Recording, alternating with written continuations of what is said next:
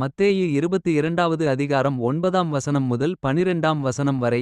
ஆகையால் நீங்கள் வழிச்சந்திகளிலே போய் காணப்படுகிற யாவரையும் கலியாணத்திற்கு அழைத்துக் கொண்டு வாருங்கள் என்றான். அந்த ஊழியக்காரர் புறப்பட்டு வழிகளிலே போய் தாங்கள் கண்ட நல்லார் பொல்லார் யாவரையும் கூட்டிக்கொண்டு வந்தார்கள். கலியாண சாலை விருந்தாளிகளால் நிறைந்தது. விருந்தாளிகளை பார்க்கும்படி ராஜா உள்ளே பிரவேசித்தபோது கலியாண வஸ்திரம் தரித்திராத ஒரு மனுஷனை அங்கே கண்டு, சிநேகிதனே, நீ கலியாண வஸ்திரமில்லாதவனாய் இங்கே எப்படி வந்தாய் என்று கேட்டார். அதற்கு அவன் பேசாமலிருந்தான். Matthew chapter 22 verses 9 to 12. Go ye therefore into the highways, and as many as ye shall find, bid to the marriage. So those servants went out into the highways, and gathered together all as many as they found, both bad and good, and the wedding was furnished with guests.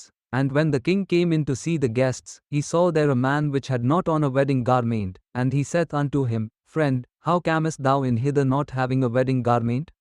And he was speechless.